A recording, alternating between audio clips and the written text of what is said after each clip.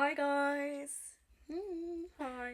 Welcome back to episode 14 of Good Grief. Woohoo! Thierry Henry. Wait, you do the 4. Yeah. 10-4. Sounds like my football result yesterday, Yeah. actually. It was 10-2. Terrible. Scored twice. Yeah. Cheeky brace. Anyway, welcome back. How are you, Rose? I'm good. Haven't seen you in ages. Yeah, it's been so long, hasn't it? Yeah. So we're doing a bit of an interesting episode today. I'm quite excited. It's to a delve debate, in. isn't it? It is debate. We thought, with the ever-changing world that we live in now, it would be quite interesting to do an episode on AI and how there's such a false reality with it, and how a lot of people are kind of using AI to fill a gap, I guess. With making pictures of a loved one that isn't around anymore, and it's very Black Mirror, isn't it? It's creepy. It is. It's really creepy because they look so real. They look so real. I know. Yeah, I was just... the idea just came. I was scrolling on Facebook and I saw two people that had basically generated pictures of themselves with the person they'd lost maybe like 10, 15 years ago. And I was like, part of me was like, oh, that's really nice. And then I was like, wait, is it? And I don't know. AI just makes me feel a bit odd anyway. I don't know if because I'm getting older or what. How does AI make you feel in any aspect? Yeah, I think I obviously went to that conference in Florida, which was literally just about AI. So it was interesting from that perspective. It does scare me. I use it loads in a work capacity, and I think ultimately if you're not using it in especially the tech space which I work in, then you're going to be left behind, and Totally. there'll be a lot of businesses that shut and things like that. The thing that freaks me out with it is just how accurate it is already, and how much in the space of this conversation happening, AI would have adapted, and that's how quick it's moving. And I think it will be used as everything. There's always a good and a negative, but I think it will be used as a way of hurting people, and that's what worries me. I think there will be a lot of AI used, as kind of threats on people, which is freaky. And I just think the more we move, the more you watched Black Mirror years ago, and you were like, oh, this is so not gonna happen, and now I'm like, it kind of is. We're living in a Black Mirror world. I'm just staggered by it, and I do feel really old when I use it for work, and rather than Google, and I'm just like, what? How does it know this stuff? And I do feel old when I say it, but I also think that we're all naive to sort of undermine how much it's going to impact our futures. Yeah. And I think, you guys are probably listening why are we, this is a grief podcast, but it is impacting grievers massively, which is why we're doing this, because AI is artificial and grieving is not artificial, and somehow there's becoming a blend between essentially bringing someone back for the use of a photo, for creating essentially new memories that never happened. And it's at what point do we say this is a bit weird? But then also it's an open discussion, because people are doing it because they want to feel that comfort. So I'd say I'm really divided on it. How would you ever make a picture? No, I personally think it's your memories, and they should stay that way for a reason. As hard as it is as someone who's experienced bereavement and losing my dad, I wouldn't want to artificially make memories of him without him being here. That just feels really weird. However, if that helps people on their journey with grief, I can kind of see it, and respect their decision on that. But I think ultimately you are trying to kind of fill a gap with something that isn't actually real.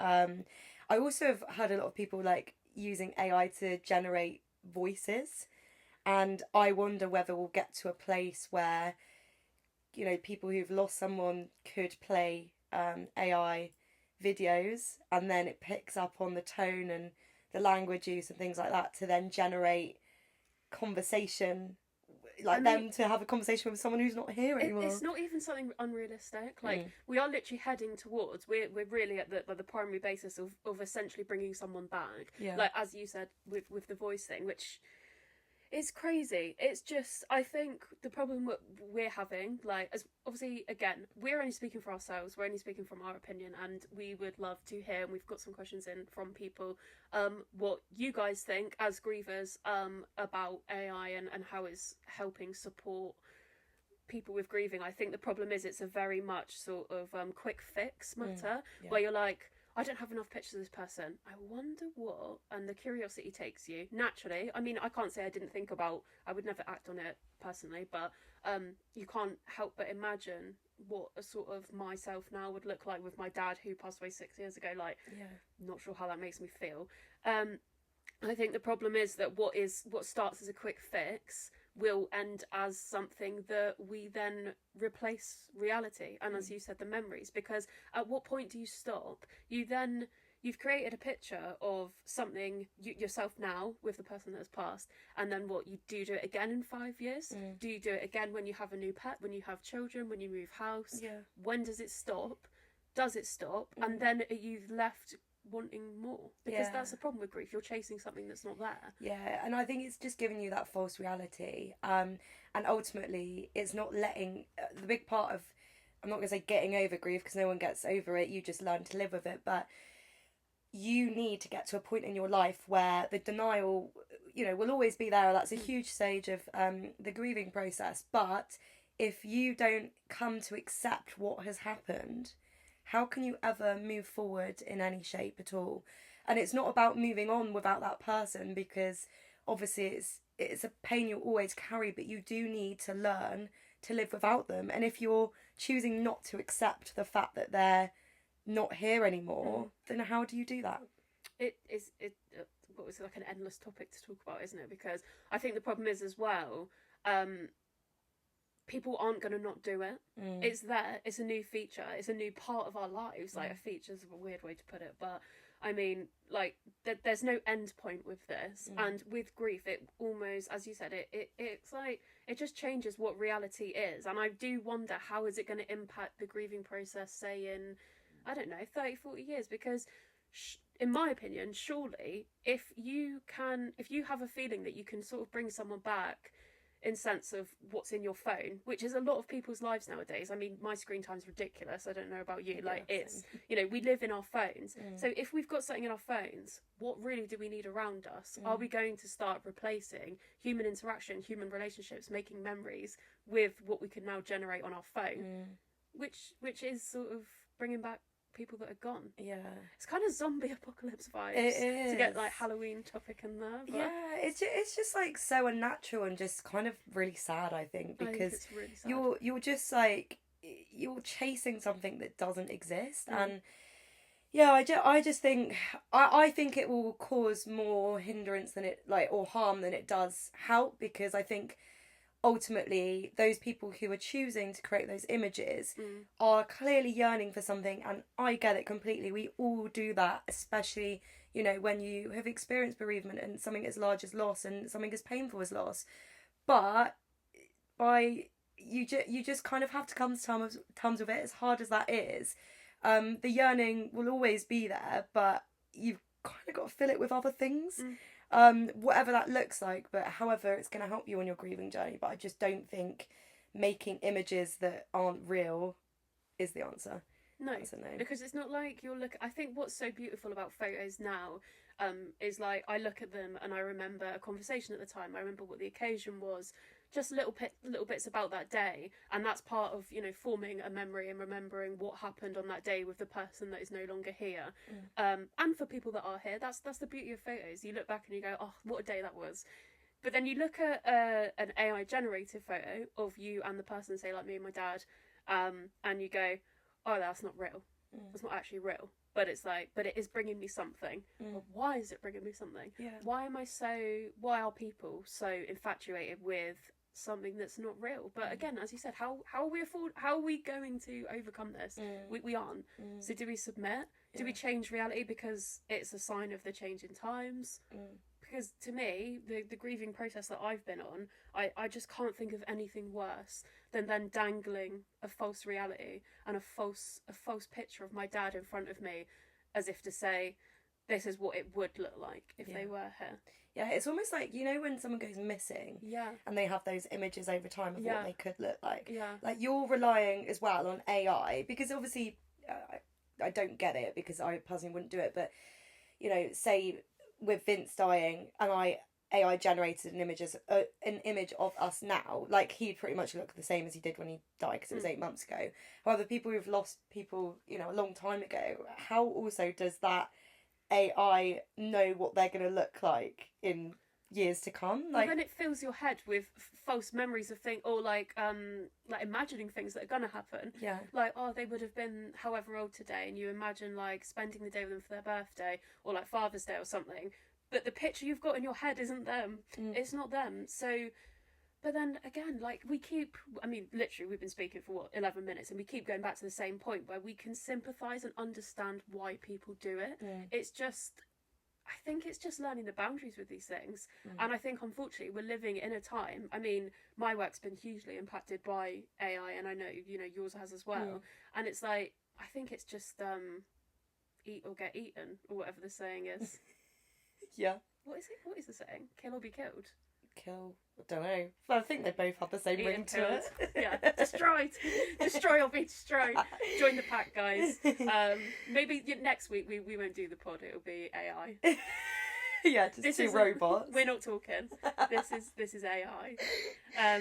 But I think also a theme that I've been seeing, I think another reason why maybe we can't relate is because we don't have children. And what I've seen from the people that have made these AI pictures, or Google Gemini to shout out, they've got enough endorsement. I don't need to say that. Anyway, if you haven't heard of it, guys, I'm going to refer you onto Google Gemini. Really good. Oh, wow. Joking. Don't, code 20% off Rosie. Yeah. So dumb. But yeah, I think the children thing brings it into a different light altogether, because I don't have kids, so I can't speak on it. Maybe I should have had a kid so I could speak on it, just for this podcast. Yeah, pop one out next week, please. An AI baby. I just asked. Which is another weird thing. You can make what your babies would look like on AI. Like, no! I don't want to hear it. But I think I can understand a lot more why people do the children thing, because we spoke about it on the last episode. I can't imagine what it's like having a child, and them not knowing about this part of our lives. So your children not knowing about Vince, like mine not knowing about my dad. Like it's just weird to think, and I can see why people find comfort in editing their children into photos with that person. What's your view? Oh, I thought you were giving it like a different spin on it. I was thinking that you're thinking of someone who's lost a child, so no, but that again, that's like maybe they're using it as a way of seeing what they'd look like as they grow up. That's interesting. Yeah, which again, I don't know. It like if that helps people, that helps people. I just feel like we've got everything at our fingertips now, and there's no element of, not surprise, but it like, you know, there's no element of just like learning through the experiences of life. Like you've just mentioned about people wanting to see their kids before they're born and using AI to generate an image. Like, do you not just want to wait? Well, yeah. Like, yeah. Oh my god, I didn't see. The brain span, or whatever it's called, the attention span. I don't want to wait to have kids. I'm just going to make one quickly. Yeah, exactly. 3D printer. We have literally got it all. Yeah, I know. I just think, I think we've just got everything to our disposal. Disposal. Yeah. Yeah. I don't know if that's the right word. Yeah, disposal now. So I think it's really, I think people are just too impatient, and not in this relation with grief, because no. I think people are doing it for a reason. As I said, it's to fill that kind of gap. But I think with AI as a whole, we are just becoming lazier and lazier and more reliant on technology. And ultimately, the other thing to be wary of with this whole conversation, with grief included, is that we are feeding technology our data, our images. I know you can, on ChatGPT, for example, you can select that it doesn't like train the oh god, I should know all these words at work, but I actually can't think of any right now. Basically, like the tools that create AI, like you can turn that off so it's not training that model. However, I don't know how fully secure I feel. Like I know some of the ChatGPT rooms are secure, so you can add your own data in, but we've seen data leaks in the past, guys. Yeah. Like, we've seen companies sell out our data loads. So whatever you are putting in there, whether it's, images that you want to create an image of someone who's, died, or whoever it is, just be really mindful of what you're actually feeding into that platform. I think as well, we need to think about how special these photographs now are. It sounded really Cornish then. Photographs now are, because like it. To me, because of how like vulnerable we are becoming online, and because of how, I mean, we've all had like risked putting our data out there. How often do we just click accept, whatever, all of it, I don't care, like ads, whatever, let's go. But like, stripping it back to before technology, all we have left of this person is a photo. So would you then, in front of, I don't know, like an army or a tribe, I'm going way back, would you then go, have you seen this man wanted? And then you put the photo up, because it's essentially the same thing. We're just letting all of our stuff go out there, the most treasured photos that we have in our lives. And you can print a photo and over again, but like, you wouldn't give it to anyone, would you? You wouldn't go and hand out a picture.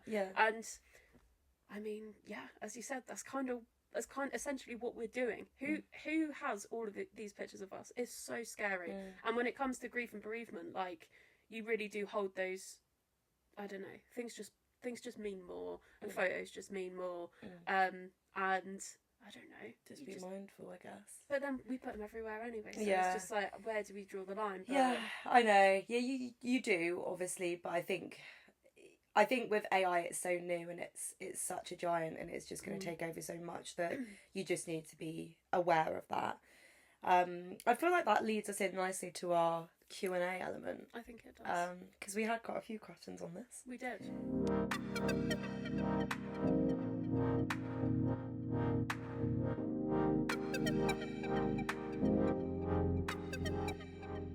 If you're feeling overwhelmed, anxious or disconnected, you're not alone. I'm Dan Roberts, an internal family systems therapist and trauma healing specialist. I create guided meditations to help you reconnect with your inner calm and compassion. These practices are rooted in internal family systems therapy and are designed to support your healing journey, whether you're new to therapy or have been on this path for a while.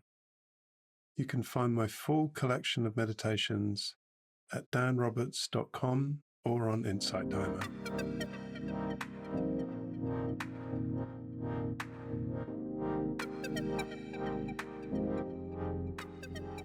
So we asked on social media, do we think that AI generated images are harmful to grievers? And this is the response that we got from our lovely viewers. So one person said, harmful, especially once AI is weaponized, which is what we touched upon, wasn't it? It does worry me in that sense, because I think sadly there is a lot of scary people out there that are looking to manipulate you, and if you are feeding a platform of, with data points in pictures or information about people, that can ultimately be used against you as well. So again, just be mindful of that. It's crazy as well, like, I don't want to sound like I feel like I am being really critical in this episode, but like, I can't believe how people just put pictures of their kids into it. Oh my god, I know. Like, I think that's that a anyway, horrible though, world. just like when people put kids of their pictures of their kids up on like Facebook with their school uniform on, it's like, oh my god, what are you doing? Like, Maybe we're anyone can see those, and now they know where they go to school. Like, just think about it, people. Think about it. Safeguarding queens over here. That's what you get. It's not just a grief podcast. It's safeguarding. Someone has said, actually a flip on what we believe, which is great. I love a debate. I think it's special, a good way to use technology. I want my children to align with my past. So that is, as like I touched upon, people, I don't know, taking a picture of the person that's passed holding their children, which to be honest is what I can sort of I can imagine why that would be the most comforting thing out of anything. If I had children, I think I would use it, to be honest, Really? after everything I've just said. But Gross. I just can't imagine like my dad not meeting my children, and I don't think I would ever be in a position to get my head around that. And sometimes words aren't enough, and sometimes pictures aren't enough. So I can see why just putting all of this out there and getting a picture of your child with that person is comforting. Do you not think it would just that would just make me so sad? Because oh god, it would yeah, it would just really just emphasize the fact that that's not the situation for me. Like that would just make me go, oh well, look what you could have had, yeah, but you don't. I guess. And then the children grow up and you have a fake picture, and then like, do you put them in frames like we do? Yeah. I think as well the AI thing. This is I'm not trying to go off on a tangent, but I think what we're doing is we're destroying human experience. Yeah. Because you have to grieve, you have to go through rubbish things. People have to get poorly. They don't have to, but I mean that is life. Yeah. Everyone has a purpose, and we all die. Yeah. And we all have to be able to get over, and not get over. We all have to learn how to live with loss, because every single person that has ever been in this world has had to experience loss. And I think it's really dangerous toying with human experience, given, I mean, what is it? It's 2025. There's loads of years. What's the thing of the Bible again? The BC? No, but I'm saying, like, look how many years we've had, and now we're actually altering how people deal with things. Yeah. Nuts, right? Yeah, like what we were saying is. yesterday. Yeah. Anyway, back to the question. Sorry about that, Maz. Do you have anything to add on that? The kids? No, I again respect their thoughts, and if that helps them, understandable. I'd be interested to know who that person is. I'm going to ask after. Okay. Because I just want to know, like, if I know them, and if if they've been through something. Do you know what I mean? Yeah, because you want people's opinions are built on everything, on things that they've gone through themselves, like which is why debate is so healthy, because we can all have an opinion, but why we think that way is personal. Which leads into this question, saying grief is authentic and personal. I don't think artificial matter should come into it at all. And I really like that, because it's true, and it's a human experience thing again. We all grieve so differently for different people, and you know, we've both lost our dads, but the way we grieve is completely different, and it's because of the person we've lost. And AI kind of takes any personality of anything away, doesn't it? Yeah. Also, just completely spinning it, what do you think the person who has passed would feel about it? Oh my god. Yeah. I know my dad would say it's fucking stupid. Literally. I mean, this is a guy who didn't want a funeral because he thought everyone would be too upset. So I don't think making an image to bring him back to life would serve him any purpose, to be honest. But yeah. I think the same with Vince. Like I said it last episode, but you know, he had such a zest for life and was just such, you know, the life of the party, that using a robot essentially, like technology, to create a false image of him doesn't put his zest for life in that image. No. Whereas the pictures I have with him, you can hear the laughter in the room. You can like, I know exactly what was happening in that picture, and I know what that memory meant to me. Whereas if we're generating something that's false, we don't. It's so scary. It really is freaking me out just talking about it. I might have to go and have a bath after this. Just wash all these sins away. All these digital sins away. An AI bath, of course. I don't want to get wet. Next one is, I find comfort in knowing I can have endless pictures with someone I've lost.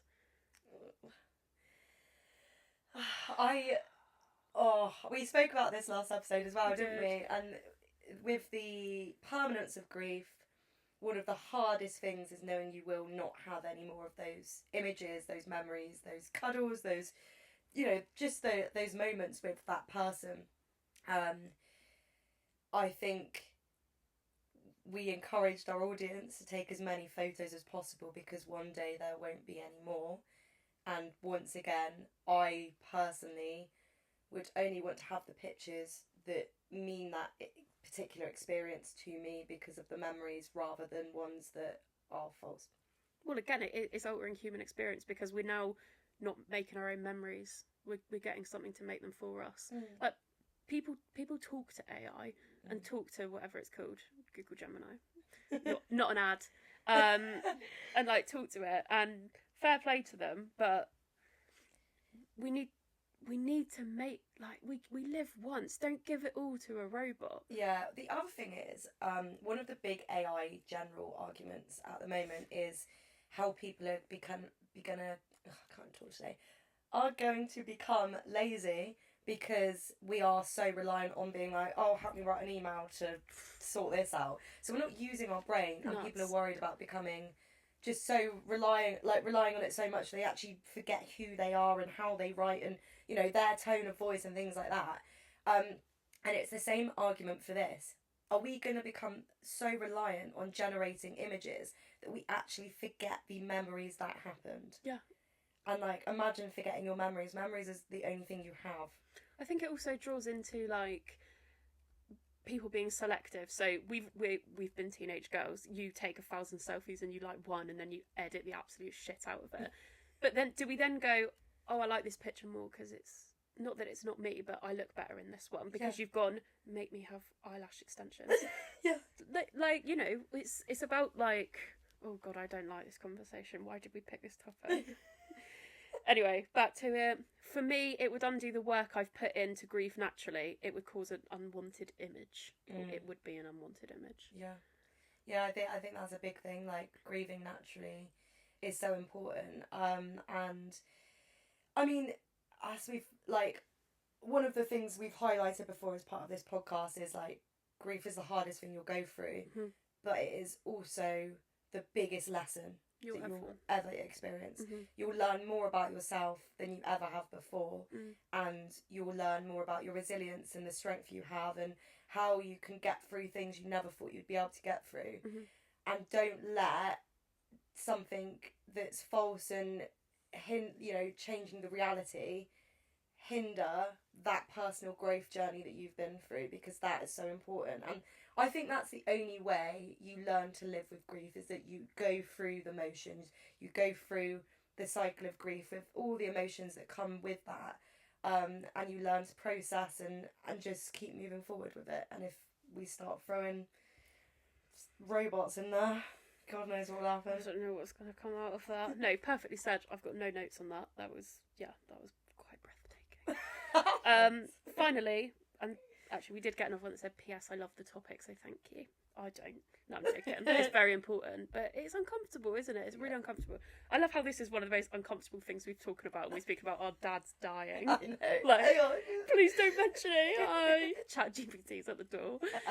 Anyway, last question. For me, it feels further removed from the person they are/were, and I want to remember them as them. I love that. I love that. That's a perfect one to end on. Yeah. I think that kind of encapsulates everything we've just said, really. Yeah. Couldn't put it better myself. It's beautiful. Yeah, shout out. Who are they? Get them on the pod. Well, already been on the pod. Oh! Hey! Who? Wait. Suze. Oh, Suze! Look at us. I know. That's how we pick up Suze every episode. We do. We miss you.